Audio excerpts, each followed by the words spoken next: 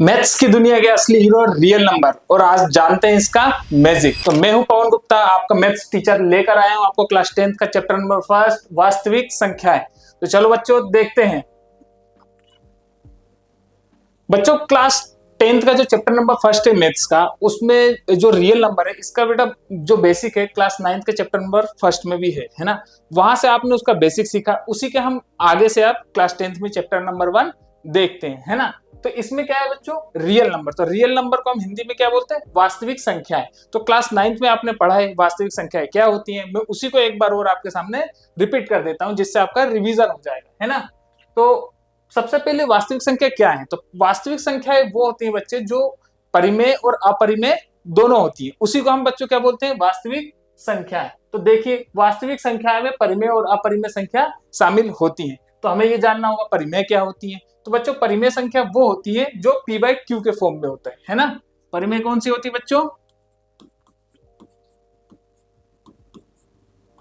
जो p/q के form में होता है।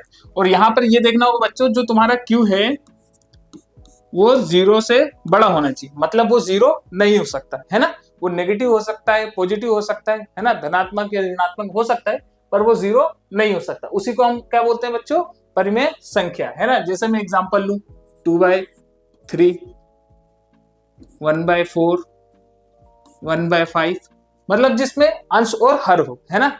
अंश में भी कोई संख्या हो सकती है और हर में भी कोई संख्या होती है, वही हमारी परिमेय संख्या होती है। और अपरिमेय कौन सी होती है, जिसका बच्चों दशमलव प्रसार जो है वो निरंतर चलता रहता है, वो रुकता नहीं है, उसी को हम बच्चे अपरिमेय बोल देते हैं। अपरिमेय में जैसे कह सकते हो 1.10, 1.110, 1.110, 1.110, ये निरंतर बच्चों चलता रहेगा। तो ये तुम्हारा क्या हो जाएगा, अपरिमेय संख्या। जिसमें तुम फ्रैक्शन में भी लेना चाहो तो ले सकते हो, जैसे 1/7, है ना, 1/13।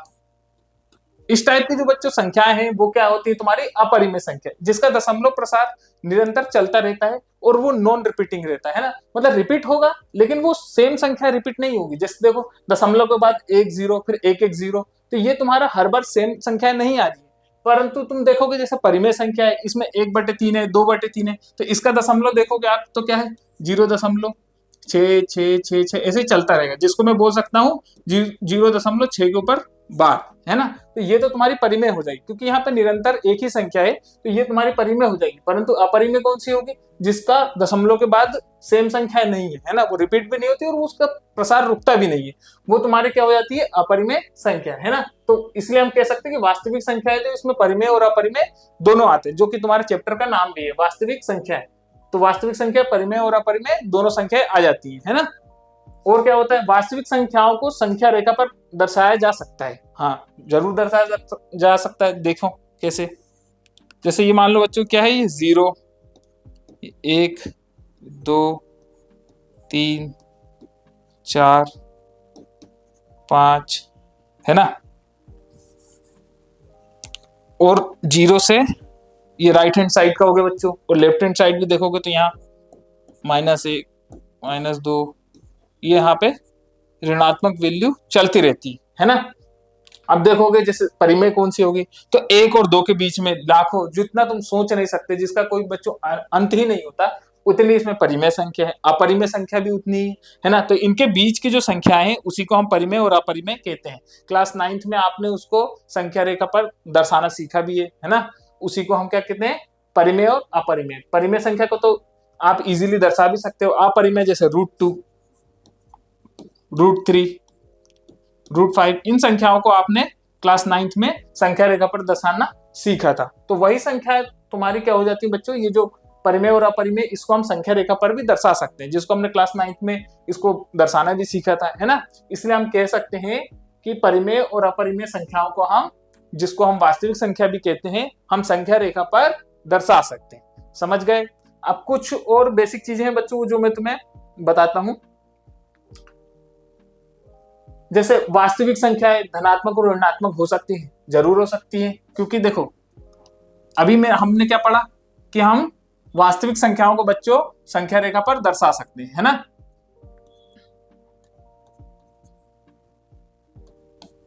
और ऐसे ये निरंतर ऐसे चलता जाएगा और ये भी आगे चलता जाएगा, है ना। ये 1, ये 2, ये 3, ये 4, है ना। ऐसे ये निरंतर चलता जाएगा। तो वास्तविक संख्या धनात्मक और ऋणात्मक हो सकती है। कैसे हो सकती है? मान लो अगर कहीं पर लिखा है 1/3 जो कि ऋणात्मक है, परंतु है क्या ये? परिमेय, है ना। तो परिमेय संख्या वास्तविक संख्या में ही आती है, इसलिए हम कह सकते हैं। और 1/3 को तुम इजीली संख्या रेखा पर भी दर्शा सकते हो, इसलिए हम कह सकते हैं कि वास्तविक संख्याएं धनात्मक और ऋणात्मक हो सकती है, पॉजिटिव और नेगेटिव हो सकती है। समझ गए, है ना। साथ में देखो ये क्या, कंपोजिट नंबर, भाज्य संख्याएं कौन सी होती हैं? तो भाज्य संख्याएं तुम्हारी कौन सी है? जैसे कोई सा भी नंबर, 4, 6, 8, ये सब भाज्य संख्या है बच्चों, है ना। जिसको तुम 2 से ही भाग दे सकते हो, 1 से भी दे सकते हो, 2 से भी दे सकते हो, 4 से भी। वैसे ही सेम इसके भी 2, 3, 1, 6, इसके भी 2, 4, 8, 1, है ना। तो ये सब आपके क्या हो गए बच्चों? भाज्य, है ना, कंपोजिट नंबर, जिसका खुद से और एक के सिवा भी जो मल्टीपल और रहता है, भाज्य रहता है, उसी को हम कंपोजिट नंबर बोल सकते हैं या भाज्य संख्या कह सकते हैं। समझ गए, है ना। और अभाज्य संख्या प्राइम नंबर, जिसका मल्टीपल बच्चों एक और खुद के सिवा और कोई दूसरा ना हो। जैसे मान लो 2 से स्टार्ट होता है ना, 2, 3, 5, 7, 11, 13, ऐसा निरंतर ऐसा चलता रहेगा। अब ये देखो 5 जो है, इसका मल्टीपल क्या हो सकता है बच्चों? 1 होगा और ये स्वयं 5 होगा। 3 का क्या होगा? 1 होगा और स्वयं 3 होगा। 7 का भी 1 होगा और स्वयं 7 होगा, है ना। लेकिन जैसे 2 एक अकेला ऐसा इवन नंबर है बच्चों, है ना, इवन नंबर है जो तुम्हारा प्राइम नंबर मतलब कि अभाज्य संख्या है। उसके सिवा कोई भी ऐसा इवन नंबर नहीं है जो अभाज्य संख्या में आता हो। बाकी सब हमारे क्या है? ओड नंबर्स हैं, है ना। बाकी हमारे सारे ओड नंबर्स हैं, जिसका मल्टीपल 2 से 2 नहीं होता, है ना। देखो 1,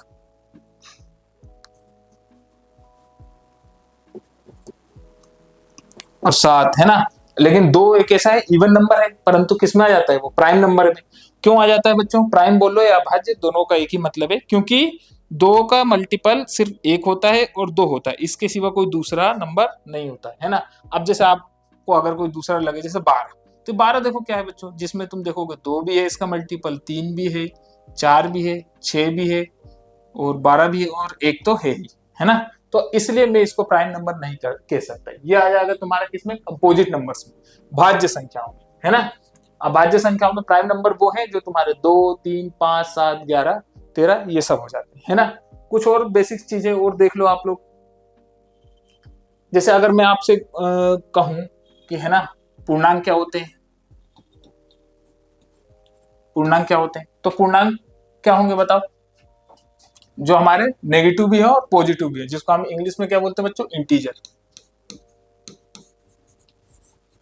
है ना। जैसे 0 भी आएगा इसमें, 1, 2, 3, ये ऋणात्मक है ना। ये माइनस में 4, ये भी। और धनात्मक संख्याएं भी आएगी, 1, 2, 3, 4, 5, ये निरंतर ऐसे ही चलते जाता है, जिसका कोई अंत नहीं है ना। ये ऋणात्मक में और धनात्मक दोनों में इनका कोई बच्चों अंत नहीं है, इसी को हम पूर्णात्मक कह देते हैं, है ना। और कुछ होल नंबर्स, है ना, जिसको हम बोलते हैं पूर्ण संख्या है, होल नंबर या पूर्ण संख्या। ये तुम्हारा क्लास 9th में भी आपने पढ़ा था, जो कि 0 से स्टार्ट होता है ना, जिसमें बाकी के हमारे प्राकृतिक संख्या भी आ जाती है। 0 के बाद 1, 2, 3, ये सारे संख्याएं भी आ जाती हैं, वो हमारे होल नंबर्स हो जाते हैं। कुछ क्वेश्चंस ऐसे ही बच्चों ऑब्जेक्टिव बन जाता है, जिसमें हमसे पूछता है 0 क्या है। 0 हमारा, ये हमारा मतलब परिमेय है या अपरिमेय है। तो 0 को बच्चों याद रखना, है ना। एक तो ये उदासीन है, जो कि ना ही पॉजिटिव है और ना ही नेगेटिव, लेकिन ये हमारा हो जाता है कौन सी संख्या? परिमेय। ऐसा मैं क्यों कह रहा हूं बच्चों परिमेय? क्योंकि अगर कहीं पे 0/1 लिखा है, इसका क्या मतलब हुआ? इसका उत्तर तो 0 ही होगा। या फिर 0/2 लिखा हो,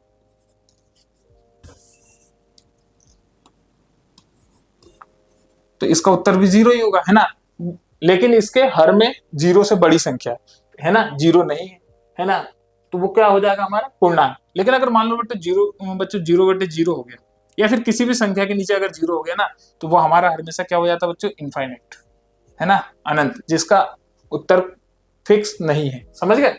इसलिए बहुत बार ये हमारे ऑब्जेक्टिव बन जाते हैं एग्जाम में, है ना, एक नंबर का, जिसमें हमसे पूछ लेता है 0 क्या है, परिमेय है या अपरिमेय है। तो 0 याद रखना बच्चों क्या हो जाता है, परिमेय, क्योंकि 0 है तो वैसे उदासीन, लेकिन ये परिमेय संख्या के अंतर्गत भी आ जाता है। उदासीन में क्यों कह रहा हूँ, क्योंकि बच्चों ये ना ही नेगेटिव है और ना ही पॉजिटिव है, इसलिए मैं उसको क्या कह रहा हूँ, उदासीन, है ना, न्यूट्रल। समझ गए? और 0 के नीचे हमेशा हर में क्या होता है, 1 होता है, 2 होता है, कोई भी संख्या हो जाएगी तो उसका जो हमारा उत्तर आएगा वो हमेशा 0 आएगा, है ना, शून्य आएगा, इसलिए हम उसको परिमेय कहते हैं। लेकिन अगर किसी भी संख्या के नीचे अगर 0 आ गया तो क्या उसका अंतर हो जाएगा अनंत, इनफाइनाइट, है ना, जिसका कोई अंत नहीं है, उसी को हम बोलते हैं अनंत। समझ गए? और होल नंबर्स तो आपको पता ही है ना, प्राकृतिक संख्या भी आपको पता ही होगा।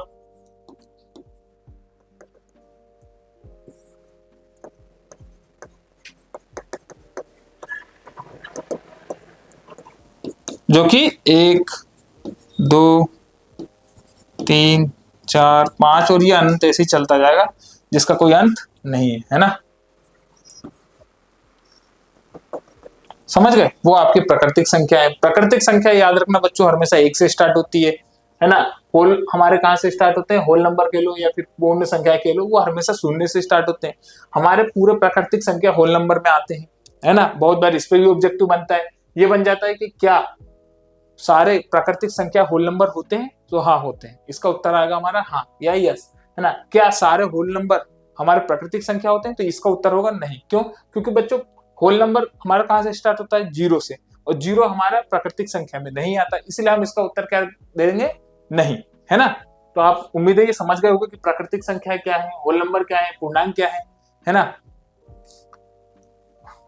अब ये देख लो टर्मिनेटिंग, है ना, जिसको हम बोलते हैं शांत और अशांत, नॉन टर्मिनेटिंग, क्या होता है।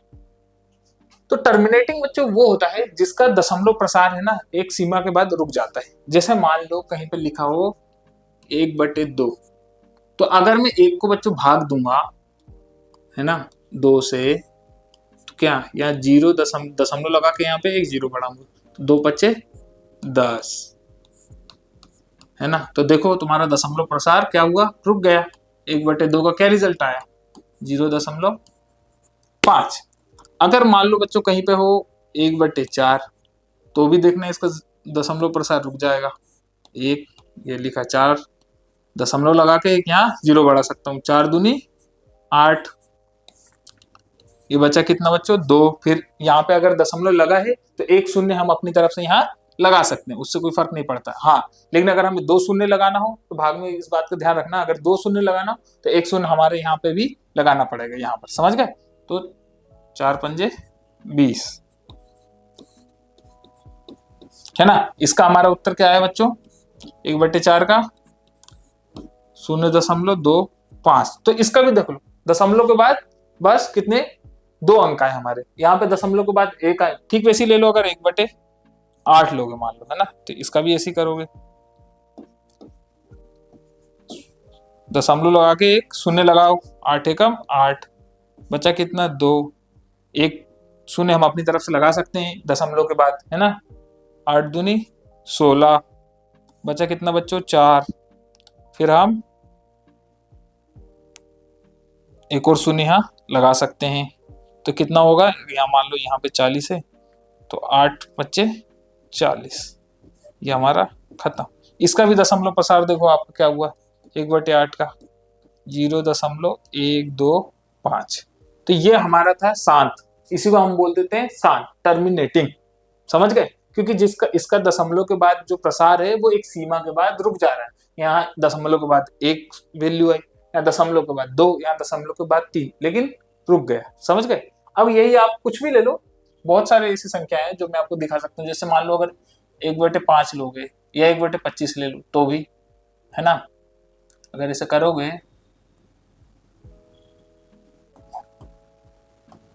0 यहाँ 0 लगा दो, 1 शून्य फिर लगा, जैसे एक और शून्य यहाँ बढ़ाना तो एक और यहाँ पे शून्य लगा सकते हो, है ना। तो अब 25 चौके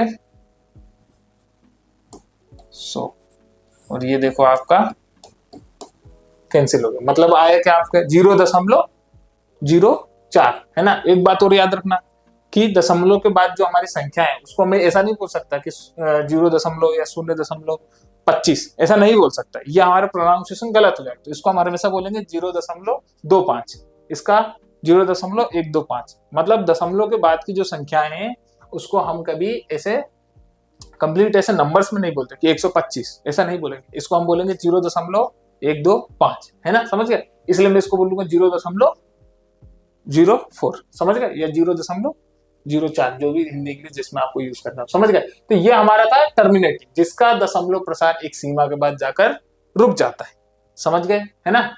और देखो अशांत, नॉन टर्मिनेटिंग, इसमें बच्चे दो प्रकार के होते हैं। एक तो हो जाता है जैसे मान लो देखो 1/3,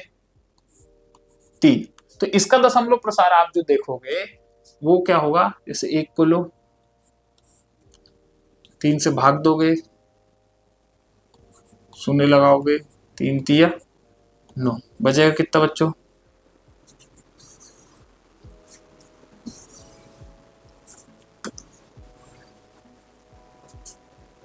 जैसे 1/3 लिया था मैंने, है ना। यहाँ देखो 1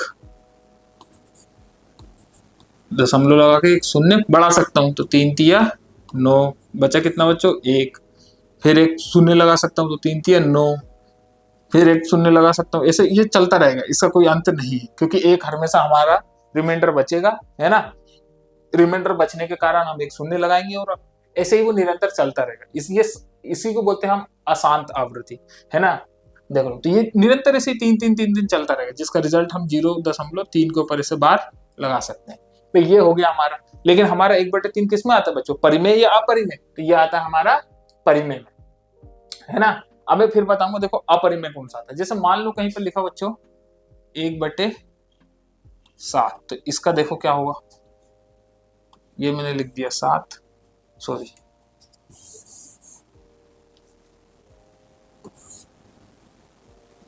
1/7 को मैं कर रहा हूं, है ना,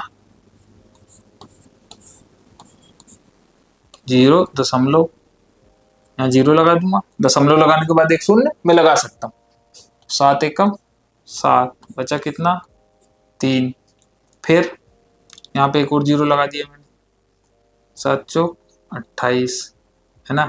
तो ये क्या था, 2 बच गया, फिर एक 0 लगा देता हूँ, 7 दूनी 14, बचा कितना 6, फिर एक 0 लगाता हूँ, है ना, 7 8 56, बचा कितना बच्चों 4, फिर एक शून्य लगा देता हूँ, 7 5 35, है ना। तो ये क्या हो जाएगा बच्चों तुम्हारा, कितना आएगा 5, फिर एक शून्य लगा देता हूँ, 7 7 49, बचा कितना बच्चों 1, फिर एक, अब यहाँ पर देखो वापस 1 आ गया, है ना, मतलब निरंतर फिर वही चलेगा, 0.14285 0.1 मतलब 14285 ये निरंतर चलेगा। तो मैं क्या कह सकता हूँ इसको कि 0.14285 के ऊपर मैं बार लगा दूंगा, है ना, समझ गए।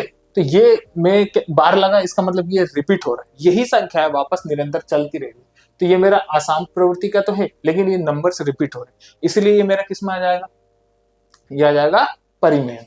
परंतु जैसे कोई नंबर ऐसा हो, जैसे देखो 0.10 1 0 1 1 0 1 1 1 0 1 1 1 0, है ना, ऐसे निरंतर चलता रहे ये, तो ये इसका कोई बच्चों रुकने का कोई चांस ही नहीं है। और ये नंबर निरंतर तो चल रहे हैं, लेकिन वो सेम नंबर नहीं है ना, हर बार नंबर हमारा क्या हो रहा है, चेंज हो रहा है, ऐसे निरंतर चलेगा, है ना, मतलब 1 1 1 जो है आपका वो सॉरी निरंतर ऐसे ही चलता रहेगा। ऐसी कुछ और संख्याएं भी होती हैं, जैसे देख लो 0.24 25 26, ये भी ऐसे निरंतर ऐसे चलता रहेगा। तो ये तुम इसको किस कैटेगरी में डालोगे, तो ये हो जाएगा तुम्हारा अपरिमेय संख्या, है ना, क्योंकि नंबर्स बच्चों रिपीट नहीं हो रहे, मतलब रिपीट हो रहे हैं लेकिन वो सेम संख्या नहीं है। यहाँ पर देखो नंबर जो रिपीट हो रहे थे वो संख्याएं सेम थी, है ना, जो मैंने 3 के ऊपर क्या लगाया बार, ये क्या था 0.3 ऐसे चलता जाएगा ये जो, है ना। तो वो तो तुम्हारा क्या था, सेम नंबर्स रिपीट हो रहे थे, तो इसलिए हम इसको परिमेय बोल दे रहे थे, लेकिन यहाँ नंबर सेम नहीं, इसलिए हम इसको अपरिमेय, ऐसी संख्याओं को ही अपरिमेय कहा जाता है। उम्मीद है आप लोगों को ये समझ में आ रहा होगा कि परिमेय और अपरिमेय क्या होता है ना। देखो दोनों में बहुत छोटा सा डिफरेंस है, इसलिए बच्चे कंफ्यूज होते हैं, इसलिए मैं इतना लिख लिख कर आपको बता रहा हूं, है ना। अब देख लो, जैसे कुछ और एग्जांपल भी मैं ले सकता हूं आप लोग के लिए। जैसे मान लो 1/13 है ना, आपको अगर पता लगाना हो तो कैसे पता लगाओगे, अब यहां पर भी कर लो।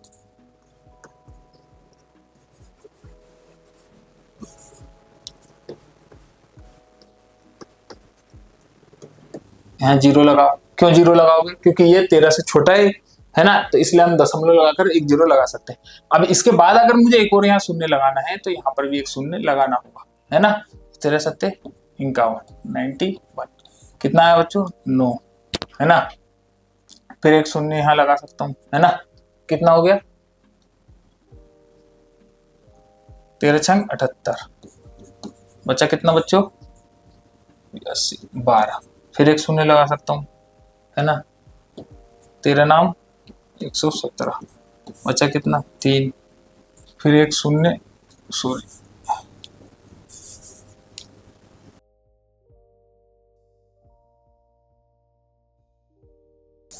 क्या था, 13 सत्ते 51, है ना। तो हो गया 13 छंग 78, बचा कितना, 12। 13 नाम 117, बचा कितना, 3। फिर एक यहाँ शून्य लगा सकते हो, 13 दूनी 26, बचा कितना, 4, है ना। फिर एक शून्य लगा सकते हो, 13 तिया 39, 39, बचा कितना, 1। अब यहाँ देखो फिर से तुम्हारा एक बचेगा, जब एक बचेगा बच्चों तो हम क्या समझेंगे कि 0.769223, फिर ऐसे ही चलेगा 76923, ऐसे ही चलता रहेगा। तो मैं अब इतना लंबा तो लिखूंगा नहीं, तो मैं उसके लिए क्या करूंगा, 0. ये निरंतर ऐसे ही चलेगा, 769223 के ऊपर इसे बार लगा दूंगा, है ना। बार लग गया मतलब ये बार बार रिपीट हो रहा है, तो ये तुम्हारा परिमेय संख्या है ना। तो उम्मीद है बच्चों आपको ये वीडियो समझ में आई होगी, है ना। ये हमारा क्लास 10 का चैप्टर नंबर 1 का इंट्रोडक्शन वीडियो था। इसके बाद की जो हमारे 2 टॉपिक्स हैं वो भी मैं आपको आगे समझाऊंगा, है ना। दोस्तों रियल लाइफ हो या रियल नंबर, बिना लॉजिक के दोनों अधूरे हैं। अगर ये आपको वीडियो अच्छी लगी है तो लाइक करें, शेयर करें, सब्सक्राइब करें, और अगर आप इसको और डीप में पढ़ना चाहते हैं तो आज ही फ्यूके एजुकेशन डाउनलोड करें। Thank you.